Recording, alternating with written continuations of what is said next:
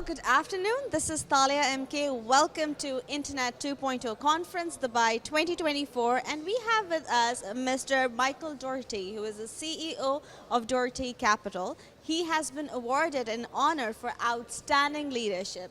First of all, congratulations. Welcome to our conference. It's an honor to have you around. How are you feeling? I'm very good. Thank you very much, Talia. Yeah, it's a fantastic recognition. Very exciting. Being recognized was something you have worked up for, and it's not only a conference for internet, it's a mixture of a collaboration of marketing, health. So being recognized, how does it feel from people around the world are here?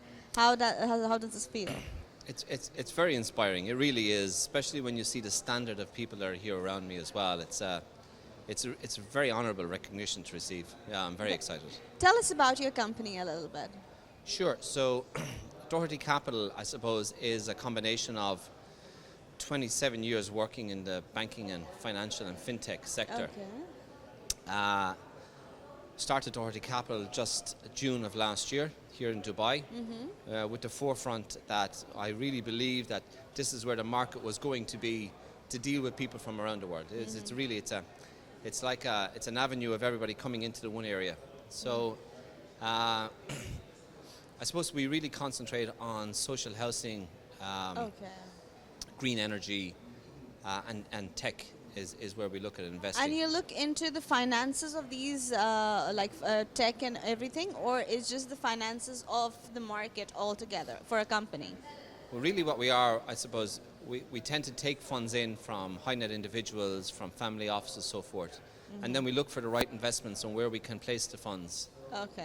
So we do a lot of analysis of the tech industries, green energy, social housing, and so forth. And these are the areas in that we would focus on implementing the funds into. Do you think there is a difference pre-pandemic and post-pandemic when it comes to marketing and when it comes to people financing their businesses in a proper order? Do you see the difference in that? Definitely. Look, I suppose not alone from a COVID scenario where we were, but also when you looked at the conflicts that are arisen around the world, interest rates that have gone up to 5%, inflation running quite high, you'd see a lot of capital is not so willy-nilly throwing out there. So if you look over the last 3 years, investment into tech in this region has dropped 88%. Yes. From a high of 1.29 billion down to around 190 million today. Oh. There has been a large drop, but there's still a lot of funding out there. It's just not given out as easy. Due diligence is more done.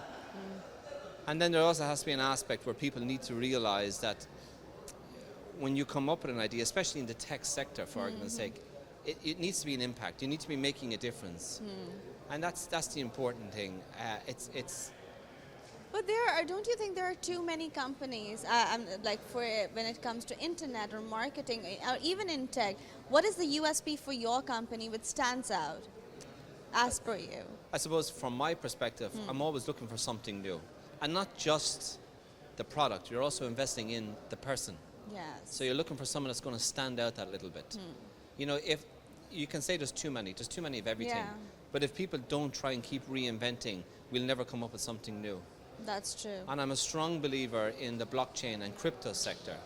And we, as a company, we're focusing on an impact token that we hope to launch in the next 6 to 12 months, which will focus then purely on green energy, so hydropower, solar power, and also then into social housing and so forth.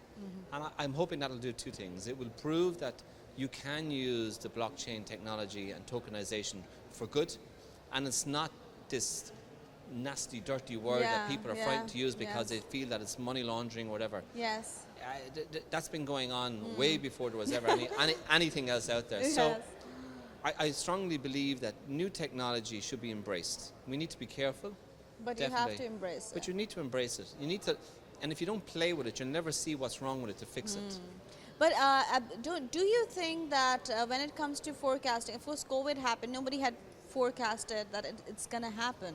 But when it comes to businesses, especially as you are an entrepreneur and a business owner, what do you think would be a forecast advice for the business who would like to go and walk on your path?